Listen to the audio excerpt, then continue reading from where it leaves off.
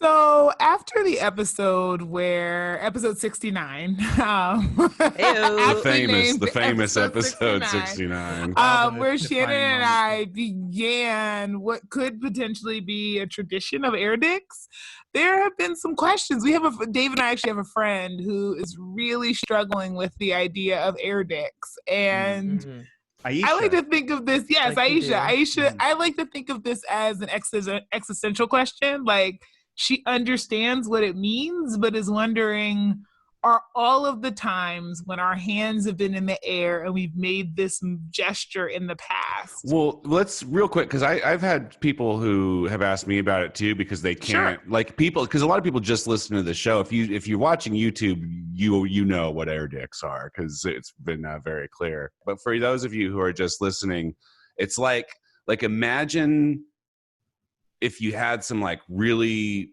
bland, like a piece of bland chicken that was like just kind of resting on your mouth, and you have like a salt shaker in one hand and a pepper shaker in the other hand, and you're just seasoning the shit out of that chicken. You know what I mean? With the chicken on your tongue. Right. That's kind of like, now you're imagining correctly what they look like, right? So, Flo, back to the existential portion of air dicks. There might be other, really because people could have thought like skiing air dicks, right? You know, like skiing air dicks. Oh, Sure. yeah, okay. I get it. Okay, so like hands back and forth. It's not no mouth. Yeah, there's just a couple dicks. No next mouth to you. down action. here, right? Okay, Yeah. I get that. Yeah, or like shake weight, just There you go. Yeah. Sure. like there's so many ways to do this, right? The shake weight. The shake weight. The shake weight. The most that's phallic good. of the workout equipment. A shake weight is I not was like, legitimate workout equipment. It is. It totally is. Oh, Have you thank seen you. the Yeah, commercials? you gotta, if you. Oh, I've seen the Come on, commercials. You gotta. You gotta work it. You gotta put the work in. Okay, but like the existential question, I think, is when are we doing air dicks, and when are we just awkward mom dancing at your cousin's, wedding reception? Oh, because there definitely is the like, woo, yeah, right? And this question came up because one of them, but it's there's really no hard to find chicken a meme. on the tongue. There's no chicken on the tongue. That's correct. So that's a clear air dick, right? If you have your mouth open and you're making it seem as though the salt and pepper shakers are going in your mouth, that's clear air dicks, right? But what about when, like, the example is the GIF, right? So I went to look for one to describe what air dicks were for a friend, and it's really hard to find. But the one you find is like a guy, and he's like dancing, and then he just does a quick little do, and like you're like, it looks like it, but was that the intention? Like, can you accidentally air dick? Yeah, I think that's possible now. Are there Freudian connotations around that? Like, is this kind of some deep-seated, like, subconscious sexual thing, or is it just like people who don't know how to dance very well? Also that, any of this. Although my mother loves to dance to Next Too Close, which is a song about an erection, and she swears it's her, she swears it's her jam, and she like kind of likes to act oblivious as if we haven't told her over and over again that this song is about an erection. So I don't know how Freudian it is and how much it's just like everybody kind of being coy about their love of the air. Well, it sounds like at least your mom knows what she's doing with that dance. Your mom knows she knows what's up. It does work well in that song. Yeah. Well, I have never thought so much about an air dick before. Yeah. No, yeah. This now is a deep all I dive. think about. I think this is the content that makes the show great. Well, I'm surprised that the GIF that you got wasn't the one with that woman who's just sitting there and they like throw a bunch of hot dogs at her face. Talk about air. No, it's just a guy going like this. Yes. Okay. I also was wondering why I got a bunch of like generic, what felt like Air Jordans, but when I Googled Air Dicks, I was looking those up. We were on the same thread. Yes. Yes. And I was wondering, like, is my search too safe for work, if that's a thing? Because I really expected a lot more like not safe for work content when I Googled air dicks, and I was pleasantly, or maybe not so pleasantly, surprised at how like rated G the results were. Right. Apparently there's some Nike periphery brand. I mean, to be fair, given the connotation of what's happening when you're doing air dicks, it's pretty G-rated overall, all things considered, right? Like, I mean, given like what you're simulating, the actual act of it kind of, you know, could be just construed as, you know, a fun dance. Depends on how you're getting into it. Okay. Yeah, I mean, fair enough. Yeah. I'm going to assume that many parents would object to us teaching air dicks to their children. At like a wedding. We're teaching them how to salt and pepper their chicken. Exactly. Yeah. I think teaching them how to salt and pepper their chicken, maybe one thing, but air dicks, I'm guessing that's not a G-rated thing. I'm guessing we're going to have to at least go PG-13 before we get some parents on board. Shannon's I don't have kids, so I got I don't really have a gauge for this. This is just one of those the more you know situations, in my opinion, and I feel like everybody should know about an air dick, because you don't want to get caught doing an air dick if you didn't mean to do an air dick and you're doing an air dick. Wait, are we using air dick singular? Is there ever an air dick singular that you do? I think I've only ever seen them happening 2 at a time. Shannon just did a singular air dick. Shannon did do a singular. Actually, I'm just gonna say I think the singular air dick is more dirty than double air dick. That was a little bit more graphic. Yeah. Maybe it was just the way that Shannon did it. Double air dick is like, hey, we're having a threesome here. Like, we're having a time. At least. Yeah. Normalize multiple maybe dicks. more, because who said these are the same dick coming out? Exactly. You know what I mean? Like, whoa, dicks everywhere, right? Like, yeah, it's possible. Yeah, it's as many. It's use your imagination. It's as many dicks as you can think of. Yeah. This is going to be the 2020 dance craze, I think. I can't wait till we get to Definitely. episode 96. Speaking of episodes, can we start this one? Yeah, we can start this one. Sure thing. Do it.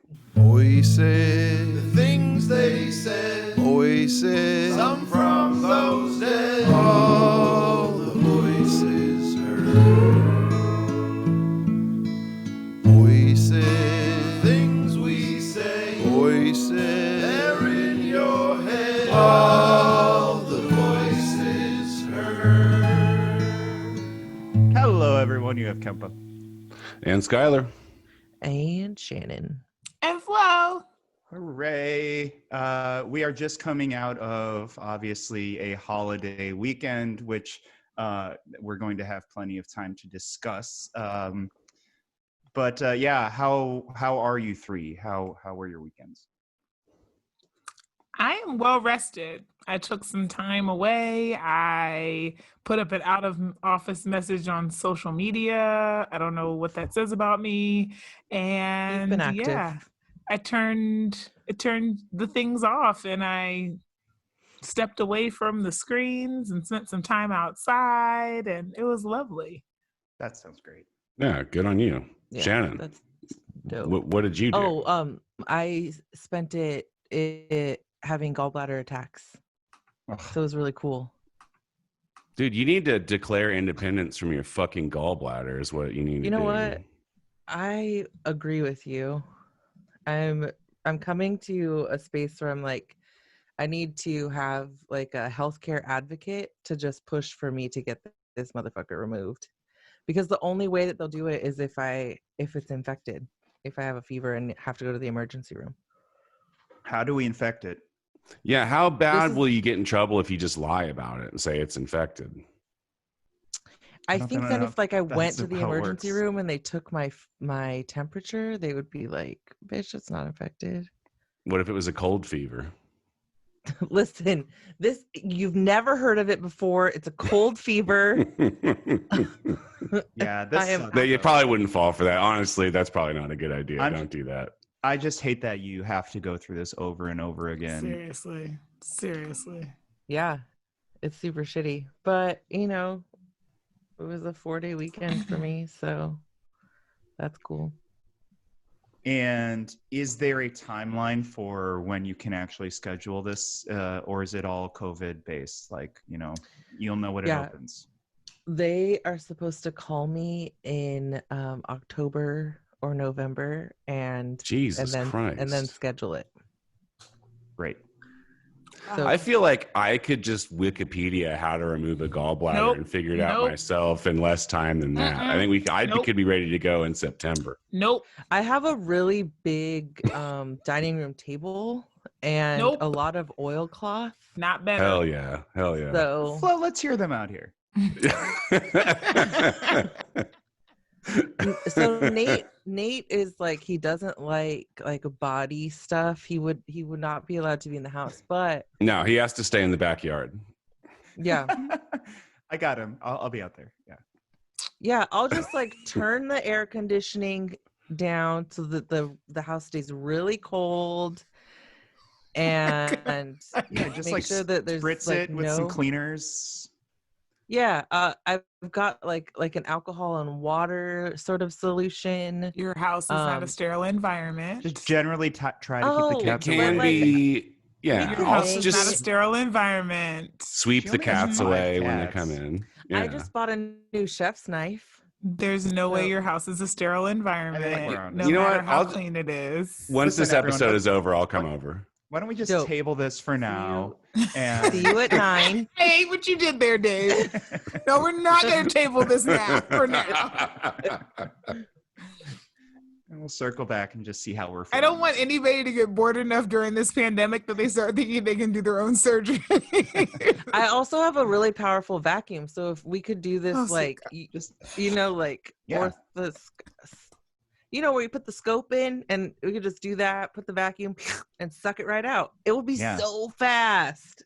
That's larger. You know what I'll charge you, vacuums. Shannon? I will charge you absolutely nothing. No copay, no doctor's bill. You can and have you're going to get free. your money's worth, Shannon. Remember that infection you didn't have that you couldn't go to the doctor to get treated for? Then you will have it after this. I promise you. I watched 15 seasons of ER. I'm on my 16th season of Grey's Anatomy. I'm just going to talk Skylar through it. I think we're onto something here. Yeah. All right. Dr. Skylar is open for business. Mm-hmm. This is about community and innovation. Uh-huh. I feel like we've talked a lot about a lot of things already. Should we just get started? Yeah. Let's do it. Yeah. We probably should. We had 2 openers this show. I know, effectively. Well, this weekend, we wanted to discuss sort of the cultural context of this weekend, it being 4th of July and what that means within a context of a 2020 USA, during the George Floyd protests, during a Trump presidency, and, during a time where I think there's a lot of awakening on kind of what our colonizer past really meant to people. And I think people are thinking more deeply and then acting on it. So I thought it would be good for us to have a full episode on that. So this weekend, Trump went out to Mount Rushmore. Before that, actually, he basically was stopped by indigenous demonstrators for hours and hours. And I don't know if you watched any of those live feeds on that. That was put on by, what's that live feed group called? Something Unicorn? Unicorn Riot, is that right? Yeah, that's them. Yeah. They're fantastic. But he eventually did go out and give a speech. And during this speech, he threw down some kind of crazy, intense rhetoric. Just so you know, Lakota and a lot of Native American folks have been saying for a long time that, Mount Rushmore is, effectively sacrilege. This used to be a very important space for Native Americans, this mountain face. And on top of that, the people etched into the side of this mountain are colonizers who have violent pasts, anti-indigenous pasts, and people want it down, right? So if anyone wants to jump in, feel free, but I'm just going to sort of carry along this plot line. He went out, he spoke, and he gave some like very intense rhetoric. And he was discussing how a lot of statues throughout the country were getting torn down. So he said, "We are now in the process of defeating the radical left, the Marxists, the anarchists, the agitators, the looters, and people who in many instances have absolutely no clue what they're doing." He also said, speaking of knowing what you're doing, do you think that Trump knows what Marx's first name is? Like, what do you think the odds are that if you asked him what Marx's first name is, that he would know? He couldn't. Jeff? What it Tim? is. Yeah. Is it Steve? Jeff? Steve Marx? Oliver? And then he, what else did he? He had a couple other good quotes before. He said, Joseph. "Make no mistake." Are we still going on his first names? Because I'm over here on these articles, but I can't read the room while I'm doing that. All right. Do the articles. Okay. Oh, because you're not. I see. He said, that makes "Make sense. no mistake, this left-wing cultural revolution is designed to overthrow the American Revolution." Okay. Yeah. Right. Yeah, it is. That's kind of a fun quote. That's an astute observation. Yeah. And then let me just do two more. He said, "Our nation is witnessing a merciless campaign to wipe out our history, defame our heroes, erase our values, and indoctrinate our children." And the final all of that. I mean, yeah. The final quote of his, I'll say, is, "We will never allow an angry mob to tear down our statues, erase our history, indoctrinate our children, or trample on our freedoms. We will safeguard our values, traditions, customs, and beliefs." Well, do you think that they're succeeding in that? I mean, so here's my read on all of this shit, right? And I think it's like, I think leftists are having like a way easier time with this, because leftists are have already come to the conclusion that like, oh, everything about the history and conception and inception of this country is deeply racist and problematic and terrible. All the people who started anything, all the guys on Mount Rushmore, for instance. People of color in our country have known this for a while. Yes, exactly.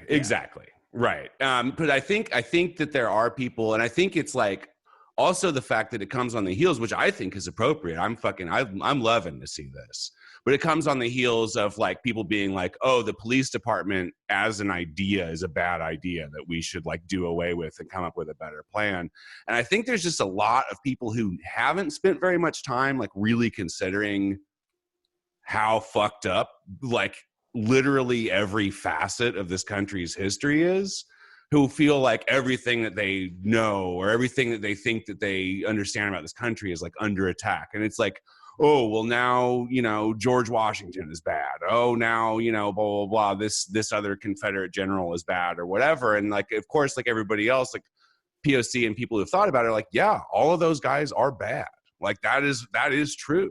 Like that is our history. That's the American tale, but I think people are like overwhelmed by it, which to be frank, I don't have a lot of fucking sympathy for, because you have the same like access to information that any of us do. But yeah, I mean, that's my read on why people are so upset about the idea of like Mount Rushmore being destroyed or like all these statues coming down. I don't know. I guess that's just my read on that.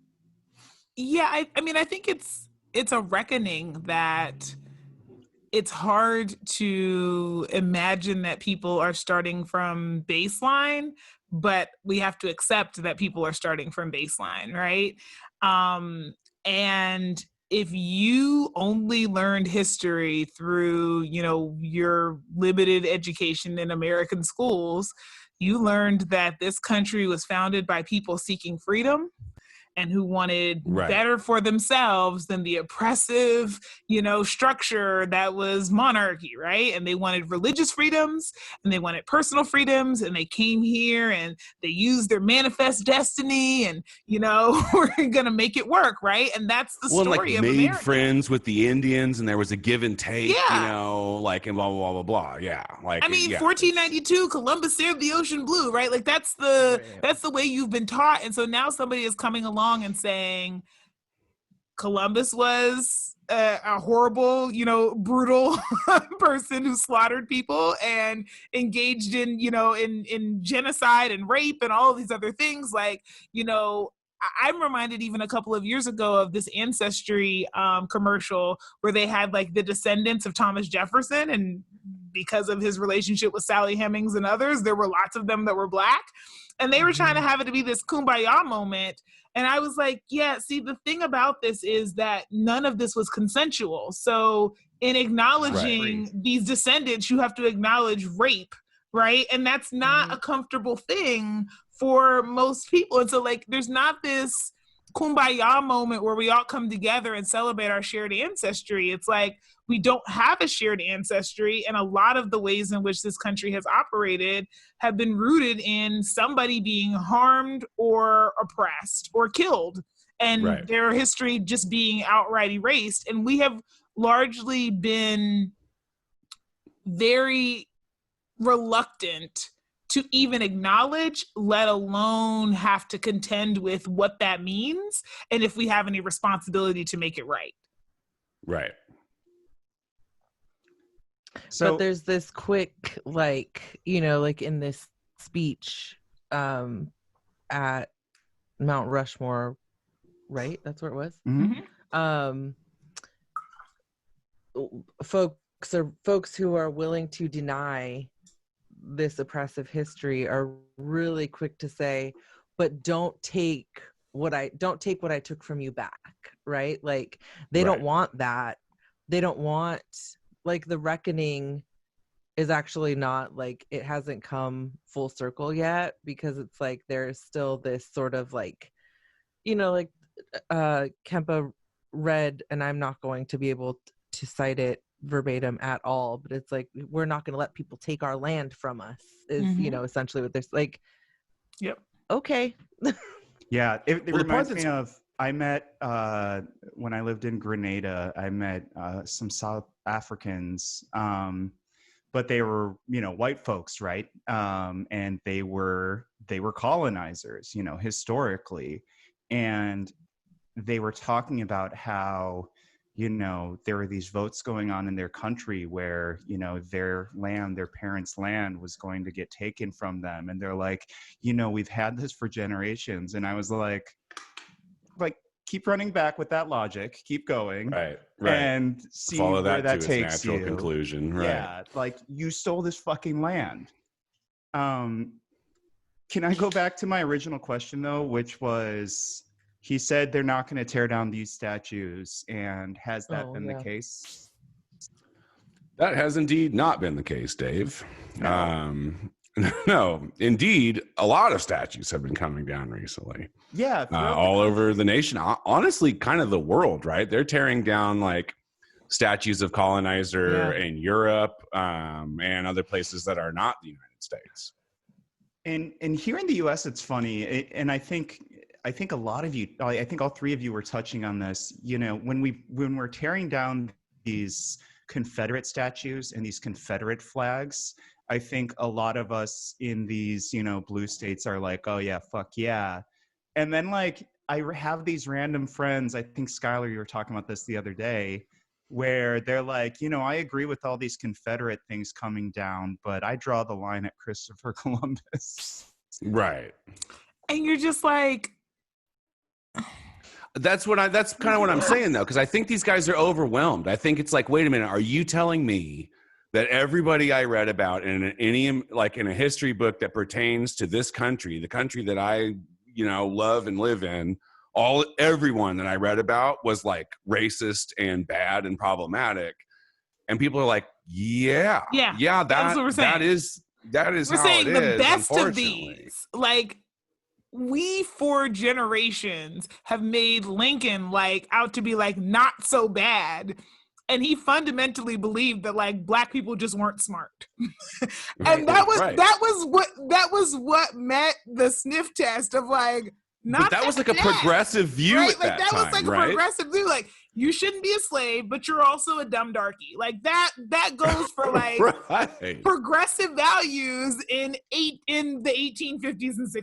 Like, that's amazing, right? And so if we actually go back and apply the like not the historical lens, but like, I hate to call it an objective filter because none of us have that, but like one that lines up with our values, that doesn't meet the sniff test. And so I think people are upset because even the people that they thought were pretty good for the time are looking pretty terrible. And I think ultimately at the core of it is, what are you going to say about me one day?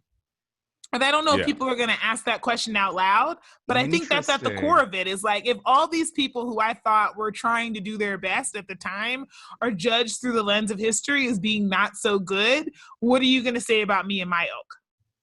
Right. This is something I think Skylar and Flo are both onto something here. But this point that people have not considered or unpacked history in the way that maybe we thought that they have. Like, this is all sort of shocking to them, that like a George Washington statue comes down and they're like, wait, but that guy was a really good guy, right? Like, he never told a lie. Right. All of that. Like, he just owned people. That's all.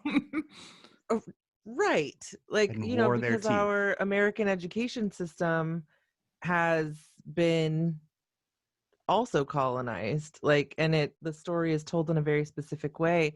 I have found this even in my friend circles when talking about the statues being torn down, or people, like close friends, have asked deeper questions because they're really trying to do the work, right? And like understand what this is all about. And can't we pull something good from George Washington, for example? Can we pull something good from him and like keep his carving up or whatever? And it's like, no, we can't actually. And these are the reasons why. But I think by and large, Skylar's point is true. Like, people just haven't thought about it because there hasn't been any reason to. Right? Nobody's making them think about it, and now they are. Right. You know. Yep. Right. And I think that is it's a huge, it's a big and a worthy point to unpack, that this is more about what people might say about the people who are like fighting the statues coming down, because it's like, but I'm not a racist, but also, why is this important, right? Like, this is the like internal narrative. Yeah. So let's talk about what happened over there. Flo, you look like you want. Yeah, I was just gonna say, I am actually of the belief that I'm fine with the statues being destroyed, like no love lost. But I'm also okay with putting them in museums as a way of being able to put them in a proper historical context, because we typically put things in museums that we want to not forget, but also sometimes that are horrifying, right? And so I'm not opposed to the move of them inside of museums, but for them to be on public display, as if these people deserve to be remembered and honored, I'm like, this is me with my middle finger up. Like, no, I don't want that. Right. But I feel the same way about the Confederate flag. Like, it can exist in somewhere in a museum to say this period of our history existed. But I feel the same way about it being out on the street as I do about people who have their weddings on plantations. Like, no. Like, this is just not right. Yeah, it's like, and the thing that these guys are always saying, like, a big thing you always hear people saying is like, oh, they're erasing history. And it's like, I'm sorry, is there a person in the history of anywhere that learns what they know about history from statues in a fucking park? Like, is that how we learn about history? No, it's exactly what Flo's saying. Put these things in museums, because we should remember this shit. Like, those who do not remember history are doomed to repeat it, et cetera, you know, like we should have these things in the proper context, but to put the statues up as if they're like people that we should all be looking up to as a society is clearly and obviously wrong. There's often a sorry, Skylar. No.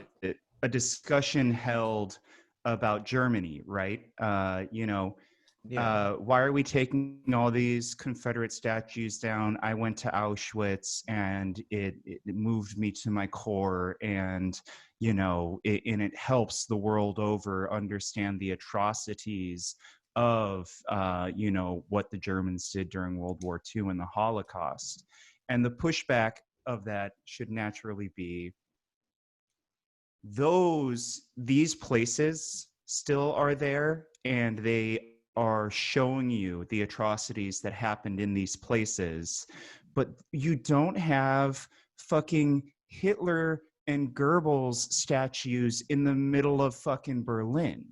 Those are two very different fucking things. In fact, the Germans even went further, and you're not even allowed to fly. Like, they have free speech exceptions for Nazi shit. You're not allowed to fucking fly a swastika or any of that kind of shit in Germany.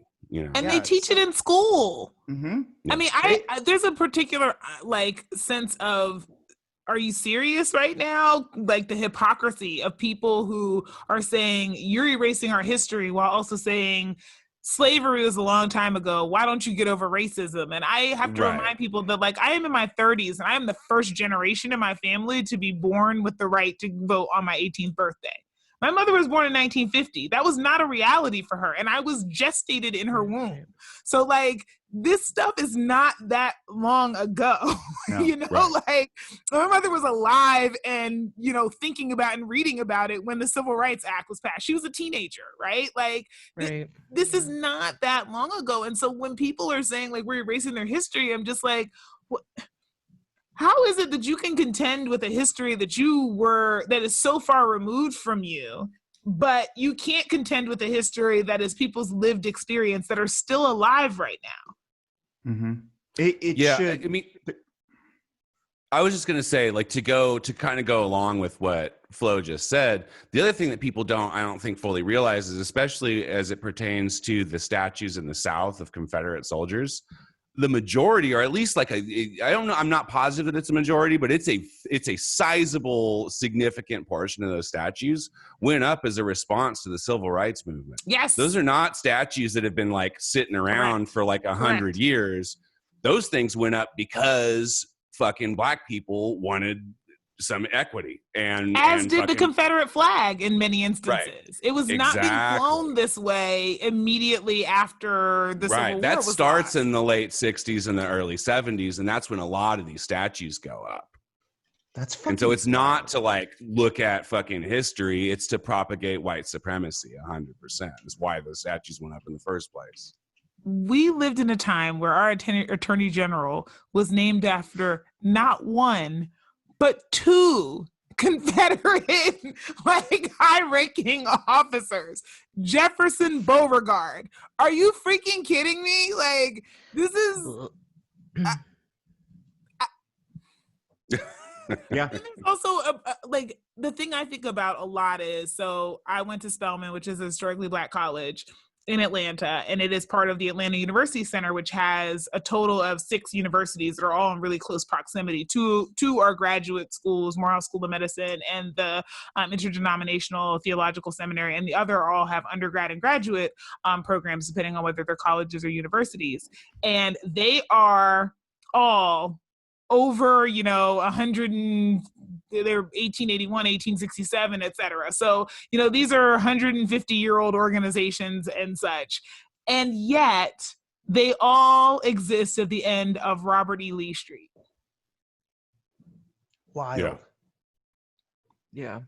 Like, you can't go to a historically Black college without first going down the street of a Confederate general.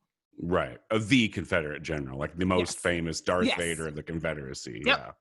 Yep. Like, so you can have this college, but we're not going to let you forget the wild trauma that your people, your ancestors, your family have experienced. That necessitated your existence, because you can't go to school with the other people. So if we're going to educate, you know, Black folks in the 1860s and 70s and 80s, you have to go to your own segregated schools. This is my ignorance showing, but is that's true to this day, that Lee Street? Mm-hmm. Cool. That's my mom lives in Old Hickory, Tennessee. named after Andrew Jackson, who is responsible for some of the worst atrocities against indigenous people on this continent. We have not unpacked this yet in places like that. No, totally. Yeah. You know, Skylar, you lived in Germany, and I think you could speak to how out there they are so serious about taking responsibility for their history and what happened during the Third Reich. So much so that 2014, during their World Cup run, which I think they won that year, that was the first time that a lot of people ever felt something nearing national pride. Yeah, I mean, I can't speak for all of them, and I was there. It's been almost 20 years since I was over there now. But one thing that is like a stark difference from here, at least was then, I have to assume it's probably still the same, although things like a World Cup victory might change things around. But like, nobody flies a German flag. You do not see bad choice of words. You don't see German flags on bumper stickers. Yep. You don't see people flying German flags from their porches and stuff. They don't do it. And it's not that I don't think that everybody carries like a personal sense of shame, but there is a communal understanding in that country that like, we really fucked up in a monumental and really monstrous way. And there's like a humility about that entire subject over there. And there's and of course there are assholes. Like I saw a guy walking down the street drunk, like Sig Heiling and yelling Heil Hitler and stuff, but people shut his ass down. People don't that shit does not play over there. And as you said, there's laws against that there. It's illegal to do that. Yeah. But even before the cops get there, like people on the street will shut you down for that. Because there is it's like I said, it's not like a sense of like personal responsibility for it, but it's an understanding that like, we really fucked up, and it's not that long ago that it happened, you know? And it kind of made me sad. I was talking to some friends I had about it, and like, they feel it was an emotional conversation, you know, for people discussing what their grandparents did, you know, and I don't know. It's different than here. It's not like half of the country is like, fuck yeah, the Nazis were cool. You know, there's still a different fucking pride for what went down in the South. Right. Exactly. There's like a lot of the South is predicated on like, things have not been cool since, you know, we lost the Civil War or whatever, and now things suck or whatever, you know. I don't know.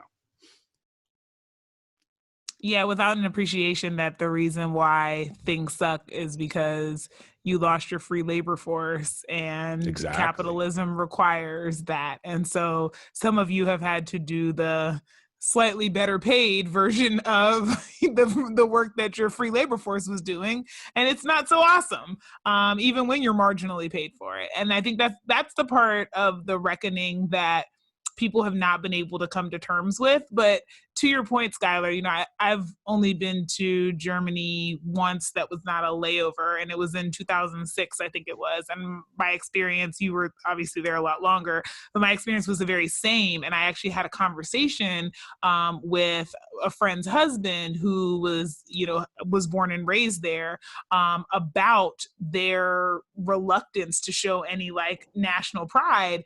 And the conversation we were having was, you know, I don't see it as an outright act of aggression, but I'm even leery when I see people with too many American flags. It just doesn't sit well with me as like a sign of like, these are the people I'm going to connect with and who are going to respect my humanity and all of those kinds of things. It feels aggressive. And we could probably unpack, you know, why that is, but I bristle a little bit when I see houses with American flags in front of them. There's just something about it that feels a little bit like, I am willing to ride with this country even when it does really bad things. Right. So much so that I'm like displaying patriotism in a way that's unnecessary. And I guess that's probably why I was unsurprised at people's responses to Colin Kaepernick taking a knee, because I always thought it was like strange that when, you know, a team in New Jersey is playing a team in Philadelphia, that we're playing our national anthem. Like, I guess play the national anthem when we're in the Olympics, but like, you're both under the same flag. Why are we playing the national anthem? It would almost make more sense to play the state song or like your city's anthem than to play the national anthem. And so it just feels like this performance of patriotism that we do that is supposed to bring us all together without having to do the real work of actually unifying. And I think that's what bothers me most about it, is like, we're just supposed to show deference to this flag and to this country that repeatedly demonstrates its unwillingness to do the same for the people who live under it. Yeah. Right. I think this conversation within the context of our country, it does have sort of two, like, they're not different, but they feel different to a lot of people, conversations. One, the Confederate monuments. Two, these other monuments that, you know, even folks in a California or an upper Midwest or a blue state out east will bristle at. And, you know, people who are really serious about decolonization are kind of sitting and looking at them and like, no, I mean, it's YouTube. Like Mount Rushmore. Yes. And it's like, first of all, let's talk about like the hubris of showing up and carving your face into the side of a mountain where people like lived and like to epic proportions, right? It's like, why did you think that was a good idea? And, you know, and I think it reflects to me, when I saw Mount Rushmore, the one time I was in South Dakota, I thought to myself, this reflects the America as people want to see it, right? Like, it's 4 old white dudes carved into the side of a mountain. And I just thought to myself, these are the people who this country was intended for. Right, exactly. Right. And this is like the most American thing we can do, is to carve our name in the side of something that isn't ours, and to only carve the faces of the people who this country was intended to be good for, right? So there are no women there. There are no people of color on it. There are no like young, like all the people who were excluded when this country was first started from being able to vote, right? You had to be 21, white, male, and landowning. And that's what that monument seems to be like. It's dedicated to. Is like, let's remind you who America is built for. Yeah. I think so. While this conversation is happening, what I'm thinking about is like, decolonization is a lifelong process of learning and unlearning, where dominant groups have taken over people and systems and land and all of this. Something that I think is it came up a lot because of this weekend. I saw it all over my Facebook feed, was commentary around how problematic it is that people are unwilling to celebrate the holiday and how disrespectful it is to our country. But all countries matter, Shannon. Right. So why do we have to celebrate this one? All countries matter. Yeah. I like that there's like many a meme on that. And I'm I can't wait for September 11th to talk about how all buildings matter. Oh my gosh. That's the one I'm looking forward to next. It's going to be dope. I think what's really frustrating about, and we're talking about how this plays out in Germany. What's really frustrating about here, about the United States, and I have California privilege because I'm a native Southern Californian who transplanted to Northern California, where you know, I feel like we know what that means to have California privilege, but especially as this like reckoning, as we've been calling it, has sort of unfolded, there's no. By the way, I love that we've like turned that into just like a thing we've been saying. That I love it too. Understood message, yeah. The reckoning. The reckoning. as we have begun to reckon with the history of our country and also of policing, as a result of George Floyd and the many other people who have been killed at the hands of police, I think what is so fucking what is so fucking infuriating to me is this unwillingness to take part in the learning and unlearning process actively so that we can work toward a decolonized future. This, like, we understand there's no way at this point, unless you don't have any information access, and I want to leave space for that, because I there are people who fit into that category, but there's little opportunity for you to escape the reality of this country, the history of this country that was built on the backs of people who were beaten and raped and stolen from, and, you know, made to work for nothing, and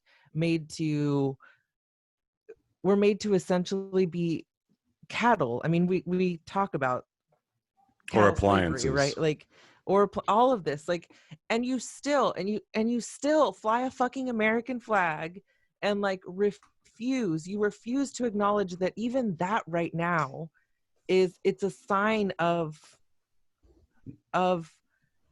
trauma. It's a sign of utter brokenness. It's a sign of, like, the complete abandon of humanity, like this. I don't know, and maybe that makes me, like, way fucking so far left that people aren't gonna be able.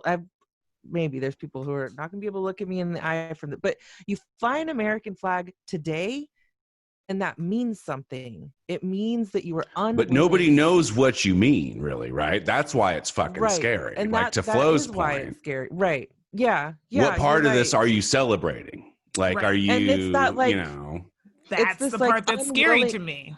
We talk about, you know, we've been talking about Germany and how this is, I'm like slightly, I mean, I understand the history, but Nate, my spouse, lived in Berlin for 6 years and has a master's degree in European studies, and, like, he, like, fucking talks about it in his sleep almost. So I, like, understand sort of what that community adoption of, like, those atrocities, like, adopting the belief that was fucked up and that shit is not allowed. Like, why is it that we are so unwilling to do that here? Why are we so unwilling to say that working toward decolonized futures is important? I mean, it's because we value property over people. I agree. Can I speak to that historically a little? Would love. Please. The original, like, academic term for decolonization was really attributed to a lot of the European countries post World War II not being able to maintain their resources in other places, and basically, you know, an uprising, you know, happens in, you know, Vietnam, and the French can't maintain their power over the people. In India, the British can't hold the power over the people. You know, all over Asia and Africa, this sort of thing was happening. That was the term we used for these sort of European countries decolonizing. We're just now, even, and, like, maybe this has been along longer than I know, but I haven't seen it in academia for that many years.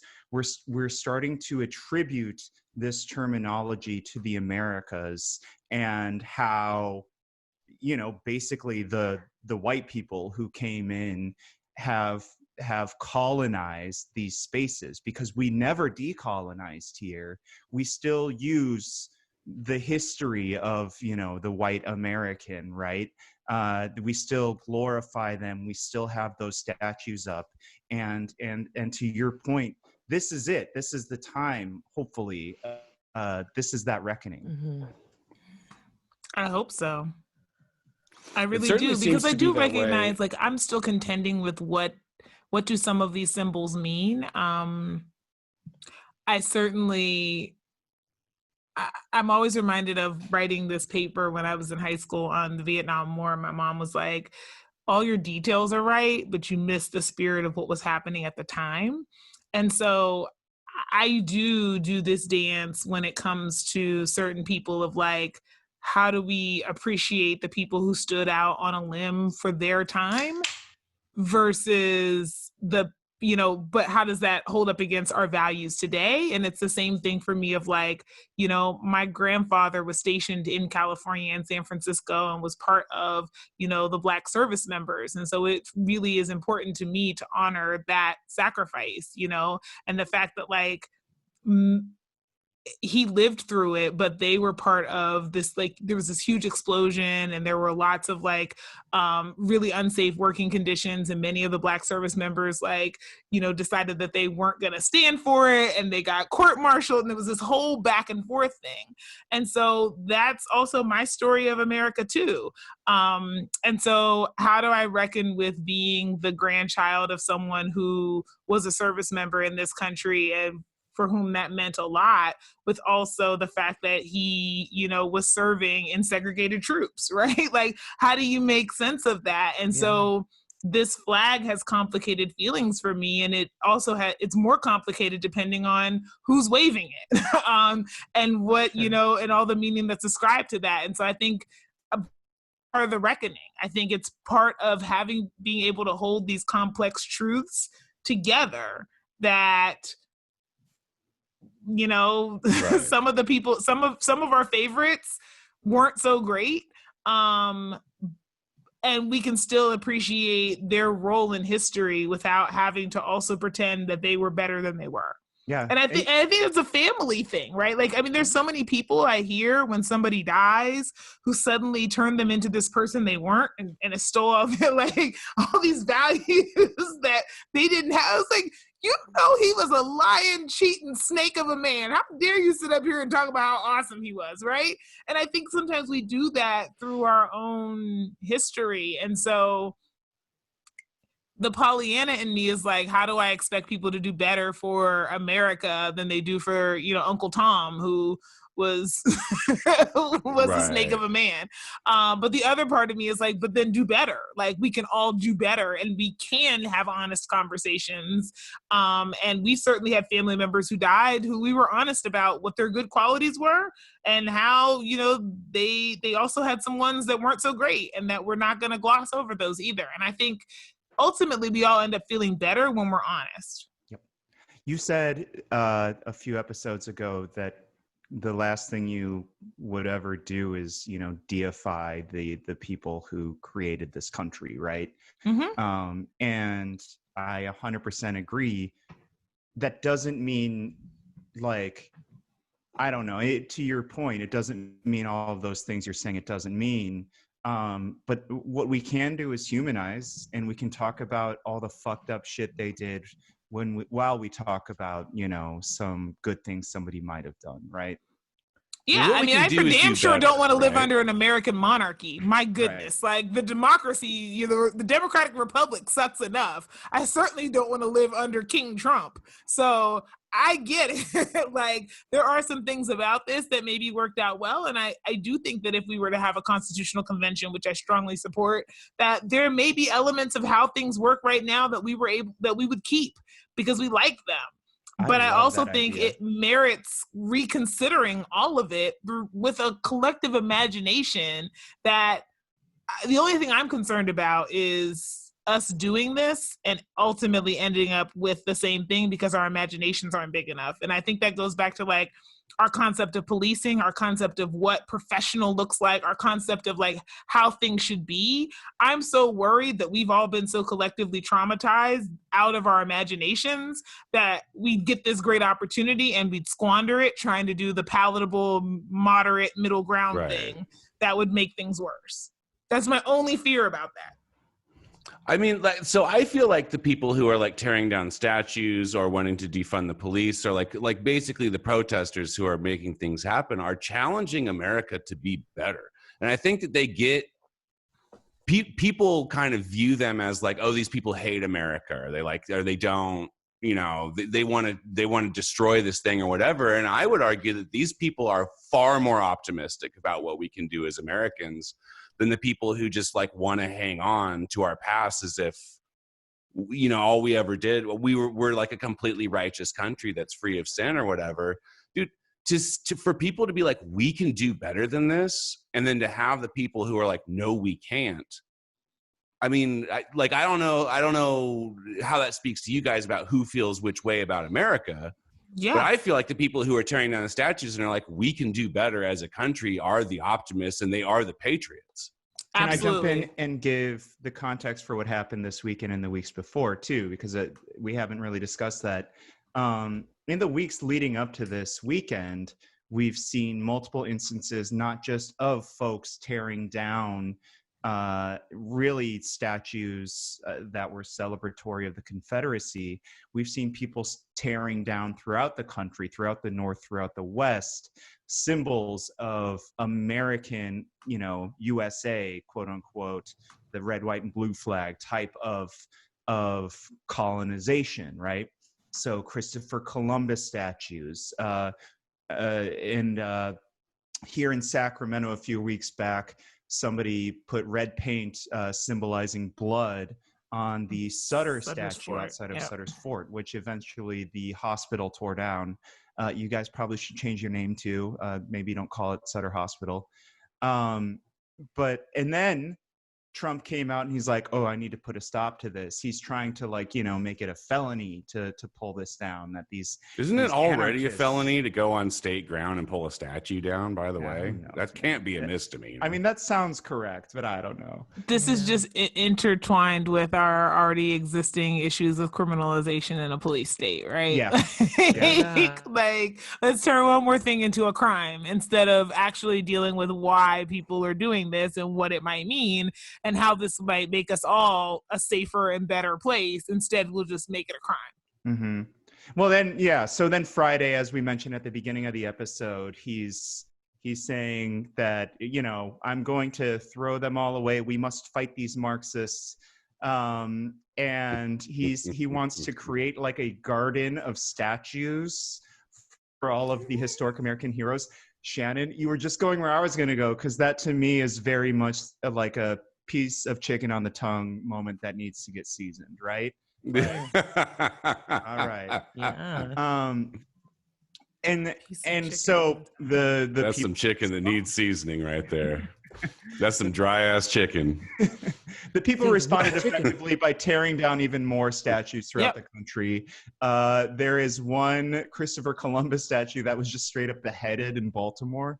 I think another one in Boston. They dipped the rest of him in the fucking harbor or some shit, right? Like they threw him in a lake or something. Yeah. Well, one of them's still standing. I think it was in Boston where the statue itself got thrown into some sort of.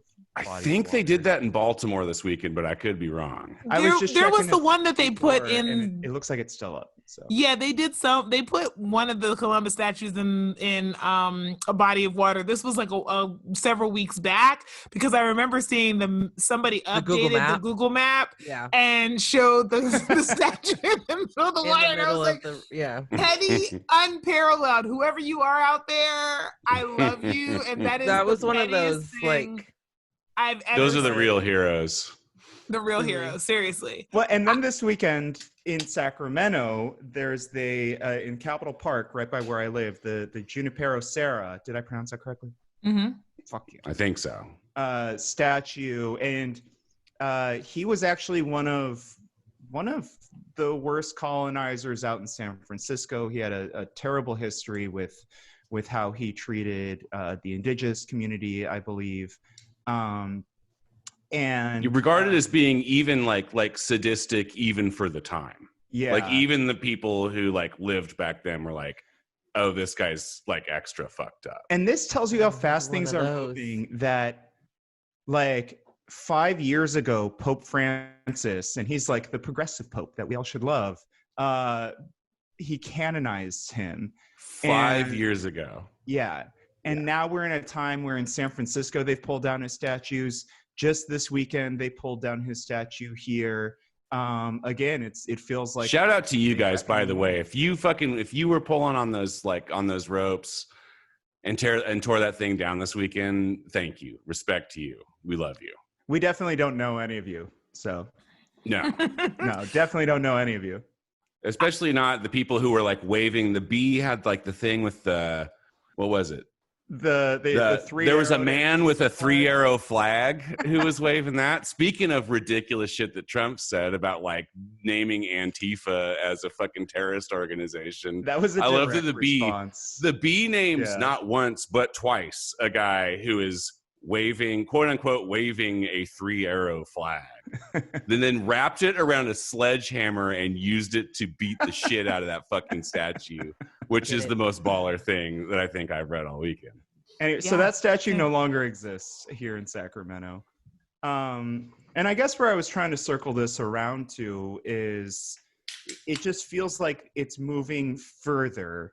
But I think like Flo, I really appreciate you discussing like the complexity of the moment and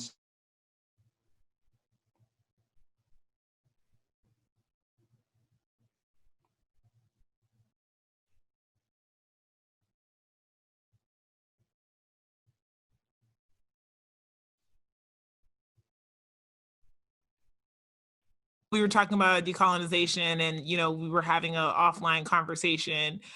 I was thinking about the ways in which even our sense of justice is colonized, right? So we are brought up to believe in good people and bad people, and not that people are complex and they're shaped by their, environments. And it shows up when we have these conversations about policing and about criminal justice and about, abolition, and people balk at this idea of what are we going to do with all the bad people?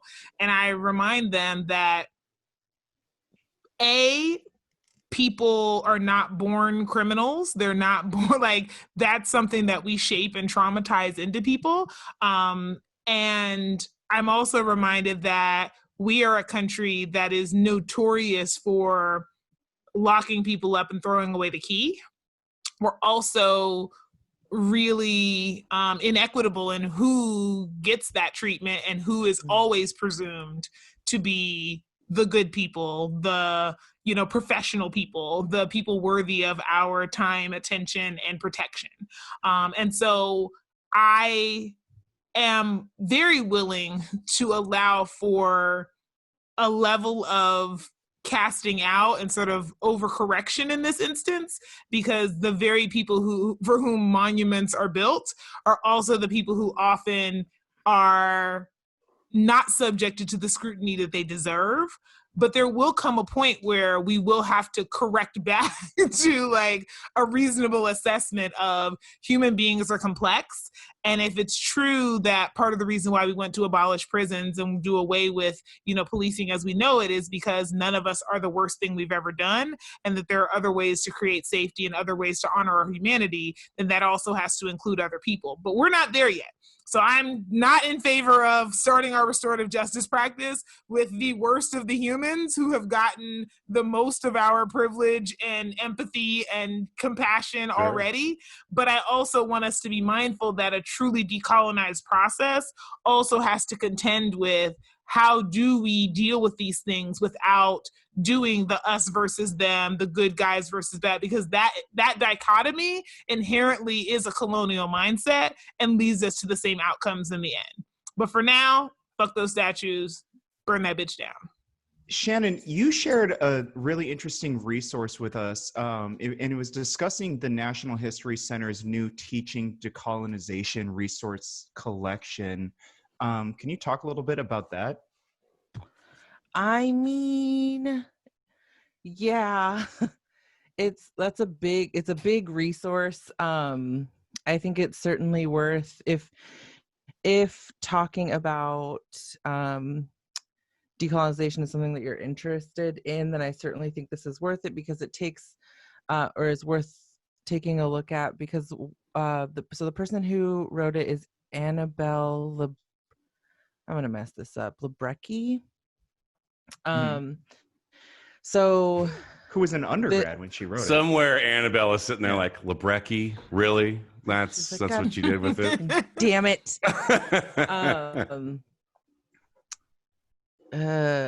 Sorry. So this is written by, I actually didn't know that she was an undergrad when she wrote this, but someone who is taking the space to sort of talk about what we mean about decolonization when we say decolonization, especially, and her angle is really through academia, right? Mm-hmm. Because this is at the piece is titled the National History Center's new teaching decolonization resource collection. And I guess, I mean, I'm doing a really bad job of explaining this. I was thinking that you were going to ask me a different about a different article. Oh. So no, I mean, I think so. I guess I think the thing that to take away from this is that this decolonization resource collection, as quoted in the piece, says it aims to promote critical discussions in history classrooms and inspire new approaches to a variety of fields. It aims to encourage instructors, students, and scholars of history to use the collection to provide the creativity and critical judgment necessary to advance the study of decolonization. And I think it's a really important this essay. Mm-hmm. Yeah. I don't want to get this wrong. Yeah. Oh no, am I the one? Like, no, I'm no. You're the one. This. Keep going. You're the gatekeeper. Okay. So it's a piece. Everything's a piece. So we can always say that. It's a piece. So what it does, I think it's a great bank of resources for people who are interested in sort of unpacking what decolonization looks like, or how you can sort of approach decolonization from an academic sense. It's a digital collection, lots of documents, lots of articles, books, what I thought academic was communities. What I thought was really interesting is that it breaks down, like, obviously there's the introductory, what is decolonization, kind of pulling you in there, but it breaks it down not just by regions that were colonized or are currently colonized. So Africa's, Americas, Asia, North Africa, Middle East, Pacific, also by theme, right? So culture can be colonized, gender and sexuality, nationalism, politics, race. These are all things that can be colonized. And I'm not sure if we've dove too deep into that today. On that note, actually, I think I would like to return to this subject because there are people in Sacramento who are doing really, really, really good decolonizing work. And I think it would be really worth our time and our listeners' time to bring some of these people on the show and dive a little deeper into some of these ideas. Yeah, my initial thought was this would be a good introduction to it. There's a news hook to it. Obviously, all of these statues have been pulled down, and we can start introducing to a lot of listeners who might not know what decolonization is, what it is. Yeah. Totally. Yeah, I think that I'm glad Skylar brought it up because when we were talking about doing this episode, I had asked what part, what are we talking about? Like, can we get more specific? Because in my, for me, because of my history, I do think of decolonization generally, but I also think about decolonizing my bookshelf or my body or, Can you please talk more about that? Yeah. I think when I think about many people who identify as Latinx or indigenous in the way that I do, we talk about, and this is not exclusive to people who identify in the same way that I do, but we talk about decolonizing our bodies because our bodies are not thought of as worthy out of the colonial mindset, right? I live in a larger body. My body takes up a lot of space so for one, that is something that is not looked at as as worthy or beautiful. And also when I look at my body, I don't always look at it as worthy or beautiful. My body has been colonized. Decolonizing our bookshelves looks like making sure that we, like, for example, if you're going to purchase a book about Indigenous experience, it is not a good idea to buy Little House on the Prairie, because for one, it's incredibly racist, but it's also written by a white woman. And if you want to know about Indigenous experience, there are many, many, many Indigenous writers who can tell you about their experience. And so, like, and even decolonizing, like, thinking about these, like the things that we look at, even in reference to doing a show, right? Like making sure that we are looking at pieces that are written by people who, if we're talking about Indigenous spaces being taken over, we want to make sure that we are reading from the Indigenous perspective. If we are talking about Black Lives Matter, we want to make sure that we are centering Black folks in that movement. And so decolonization, like, is an active, like, there's the I can't remember what it's called, but it's a paper written by Eve Tuck and Kay Yang, and it's called Decolonization is Not a Metaphor.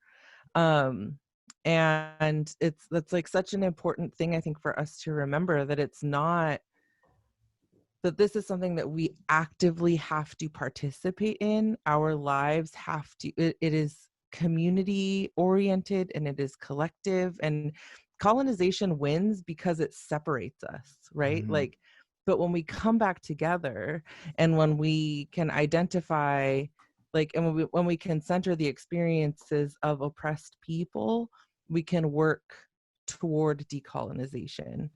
Yep. Yeah. And I think, Go ahead. I was just going to say something that I thought about leading up to this show is that an active decolonization for us is, and this is something that Nate brought up because he was sending me a resource, but like land acknowledgement, that we are on land that belonged to Indigenous people, and it's the Nisenan people. Nisenan, I think, or is it Nisenan people? So like, just like Nisenan. That's right. And also Miwok, so like, was around here too. And and it's just like taking the time to recognize that even the land that we are on, like, that an act of decolonization is to recognize the land that you find yourself on. And I don't know, it's big, it's active, and it's more than tearing down a statue. Absolutely. Can I want to frame a question to Flo, and two things come to mind. The first one is what you, Shannon, and Nate, talk about, which is acknowledging the land you're on, the stolen land. When Cornel West came to Sacramento to speak at the library, right? He likes to take a very Socratic approach. He'll talk for maybe half the time, then just take open questions, and then have like a back and forth with his audience. And it's this really, it's very kinetic and dynamic, and it's really interesting. And one man at the end of his, and he talked about it, he calls it Socratizing certain people. And, one man went up, got a microphone, and he was an Indigenous man from here. And he said, will you, every time you go do a new speech, look up, name, and say it at your speech, what stolen land you're on, whose stolen land you're on. And basically Cornel West was like, absolutely. And he said, thank you for Socratizing me, right? I thought that was really interesting. And I feel like it's like a really, Flo, you've already talked about this sort of complicated and nuanced relationship that I feel like the Black American must have with colonization, right? And I guess I also think back to in 2015, what I see as sort of like somewhat of a watershed moment for this stuff all starting to fucking come down was when that Dylan Roof down in South Carolina did that shooting at that church, and Ta-Nehisi Coates, who had just gotten very famous for writing Between the World and Me, wrote a piece in the Atlantic that the title was Take Down the Confederate Flag Now. And it actually started happening, right? Mm-hmm. Bree Newsom took down the Confederate flag in South Carolina. And we started seeing Confederate flags coming down all over the country. The most recent of which is the state of Mississippi finally got rid of the Confederate flag that they voted to keep on their, like, as their state flag in the year 2000. Like, this didn't happen a long time ago. But they finally just very recently decided to take it down. So you're absolutely right. Like, that was the beginning of this movement to recognize what these things actually mean. Where Shannon was talking about sort of intersections and trying to unpack all of this. Where does Black America, where do Black descendants of slaves like fit into, I guess, this country unpacking this shit? Yeah. I think we fit in a couple of key ways. I think I'm thinking of, my own relationship to land, and how, so I have a garden. I actually had a garden pre-COVID. I know it's the thing we do now to pass the time and maybe prepare for the zombie apocalypse or something. But I started my garden in November, and we moved in here in May. And I did a saging of the house and a land acknowledgement. But when Knoke came with Israel Urban Farms to help me put together my garden, he did a fuller land acknowledgement, which I really appreciated. And I found myself really enjoying working like in my garden in a way that I wouldn't have expected. And what I realized was that there were some things that needed to be healed about this experience, right? I felt like I was able to connect with this idea that, like, I may be descended from people who were really good at working the land.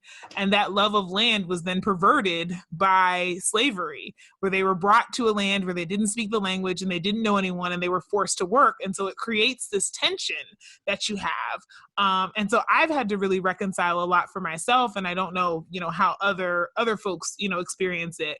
But this feeling of resentfulness for America and all of its, permutations, but also an appreciation for the indigenous people of America. And what does that mean in terms of how I move through this space? Because I think in some instances, I feel like, I didn't come here on my own. And so I'm going to walk with my chest proud and, do my thing. I'll wear my "we built this joint for free" shirt, right? But also recognizing, is there an element of, like, going back to that comment I was making before about, like, where do you correct and where you not? Like, is there still an element of humility you have to carry when you're on land that, you didn't colonize, but, like, you're here because of a colonial process, and what does all of that mean? And how do you relate to the people who are indigenous to this land? How do you relate to the land itself? And then what is your relationship given all of those complexities? So for me, I wish I did a better job of land acknowledgement. I usually try to remember when I'm doing like a formal piece, but everywhere I go, that should be something that we do as part of, I would actually prefer to see that be the thing we do instead of the saluting of the flag.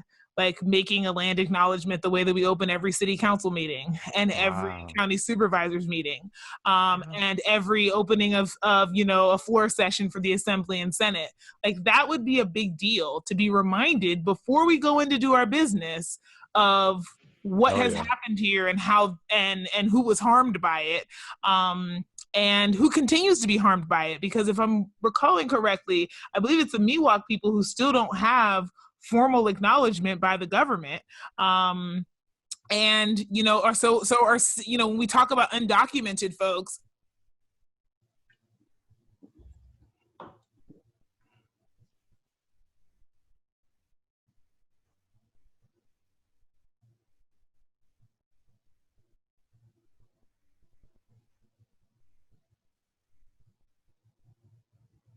people who are here who don't have their history recognized. And so what does it look like when the conversation around being undocumented includes them as well? Yeah.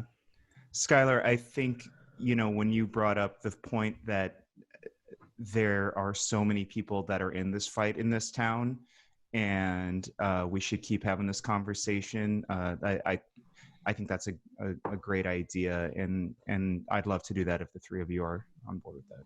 Yeah, absolutely. Yeah, I think this is a really important conversation. And like, honestly, I think Sacramento is a pertinent place to have it. Absolutely. And I think we're a leader in part because we, you know, are what we recognize as a capital. And so I do think that there is a lot more energy and attention. And I think with that comes a responsibility to, Absolutely. You know, when we do things well, hopefully they can be replicated, you know, elsewhere. Yeah. I think the other thing is that California has, the last I checked, 109 federally recognized tribes, which is the largest Native population in the country, according to the Sacramento Native American Health Center, which is right here in Midtown. Shout out to Britta. Oh my gosh, I've never. Yeah, I was in a thing for the Sierra Health Foundation. I heard her speak, and I just like fell in love. I've never actually had a conversation with her because I think I would just pee myself. I'm gonna tell Britta to listen. Yeah. But I think you gotta get her on the show now, so you can pee yourself. Oh my gosh, I can't. That would be an awesome next follow up to this conversation. Freaking me out. That would be dope. I'd just be like,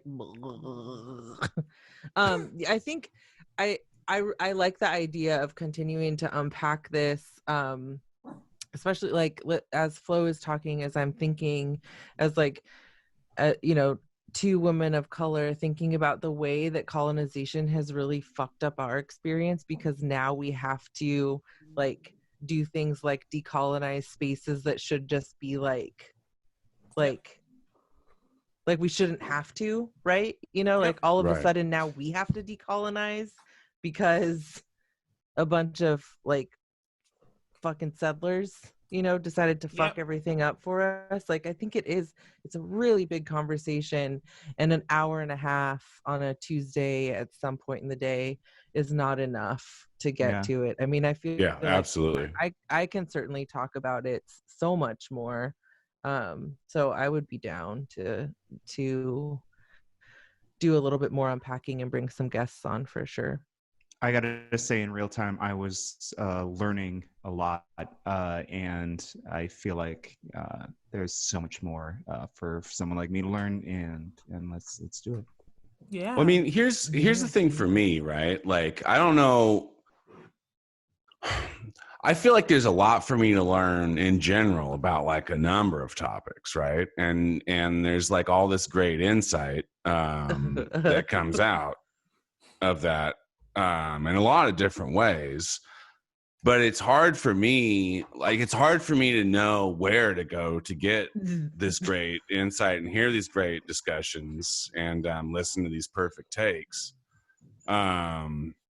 And so I'm wondering, can you guys give me a little insight into like where specifically on the internet I could go to get more of this great content that, you know, and I will say, I describe this sort of thing as like eating an ice cream sundae, and then you realize that it's been spiked with kale and spinach. And then you get the thing where you're like, you know, that tasted great, but it was also really good for me. And that's the kind of content that I really want, you know? So Dave, like, where, I mean, or anybody, where, you know, where, help me steer my ship towards more of this delicious and yet nutritious content. Oh boy, here. Oh my god. I think Dave's the one that's got the I thought answer. Shannon was gonna do it. Oh, Sorry. I was gonna say we're gonna botch it because I usually at this point I'm like, okay, Dave's got this, so I start tuning out. Okay. I'm like, there's a let's see. We have a website, voicesrivercity.com. Mm-hmm. If you like to watch us because you're a visual learner, you can find us on YouTube. There's the air dicks are on YouTube. The air dicks are definitely on Huge YouTube. incentive for that. Total disconnect between our intro and our content for today. We started at air dicks and then we got to decolonizing. It's going to be quite fun to listen to this one and again. We're finishing with air. We're also on Instagram. And Skylar does a really great job of pulling out some tidbit of what we've said and adding a little bit of text to it and letting you get a sneak preview. And we are also on Facebook and we are on Twitter. And you can also download us wherever you listen to your podcasts. Mm-hmm. And we have Patreon if you'd like to subscribe. And for as little as $5 a month for the cost of a beer at the bar you're not going to. Because of COVID-19 and because they all shut back down because we didn't know how to act right. You can subscribe and help to support this content as much as $25 a month, and that will get you a t-shirt and a mug and our loving thanks online and maybe even on the show. And if we do have any paid content, you'll be able to access that, but never fear, we're not real capitalists. So if you don't have any money and want to listen, just holler at us and we'll let you have the content for free. No problem. Straight up send it to you. Yeah. And that's it. I think you did it. Follow it. Did I get it all? Our Patreon is patreon.com/voicesrivercity. Just a heads up. Air dicks. Celebratory air dicks. And all four of us are on Twitter. So I am at Kempa, YUKNOWKEMPA. I am at Guillotine for You. That's Guillotine, the number 4. YOU. I am still Shan and D. Stevens, but I am still considering I'm sorry, Taurine. I can't wait to see what you come up with. Oh, by the way, Tareen loved it. I pulled it up on YouTube specifically so we could watch just the end of the show where you apologize and put up the Post-it note, and he's there. It is. Oh, it's back up again. Oh.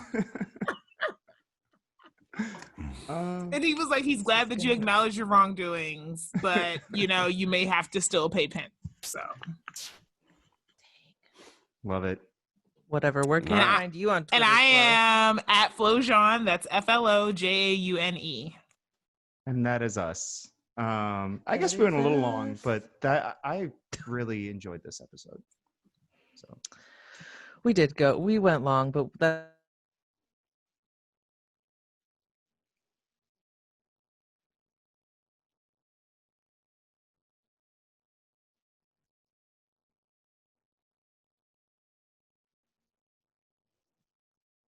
Once while we were all here recording. Yeah, I'm peeing right now. I'm thinking about peeing and I'm loving to think about it. Oh man, my gosh. Yeah. I'm thinking about you peeing, and you know how I feel about thinking about it? How do you feel? I love it. Officially jumped the shark. I was gonna try to keep it going, but I decided it's too far. Okay. I'm not gonna do it. Listen, we've all done many episodes together. I think we can pee in front of each other. Yeah, for sure. I think we're there. But Shannon can't pee listening to us, so can't pee listening to you. No, I mean we'll get there. I can't go unless I'm listening to you guys. I have the opposite problem. See, we cover the whole spectrum, ladies and gentlemen. And Skylar just keeps a broken record of our voices in his ear at all times. Yeah. Like squillionaire over and over again. All right. Yeah, that's right. We got to do the every episode shout out to Agent Squillion. I hope you enjoyed the show.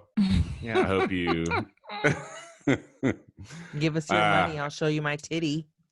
Oh my goodness. Yeah, there's that. There's that part of every show that we do. Thanks to the FBI for listening. We really appreciate you. I do. Yeah, it means a lot. No, I hope we're totally. expanding their political spectrum a little bit. Yeah. Yeah, we're definitely expanding the political spectrum of the FBI for sure. That's what's the thing that we're doing. It's really wise. Well, guys, Agent Squillion and everyone else who's listening to the show, we love you. We want you to stay safe. Stay sane. Stay healthy. And stay the hell away from me. Oh, Hell yeah. we did it right. Good plan of action. All right. All right. We'll see you guys on Friday. All right. Goodbye. Bye. Bye. Air dicks.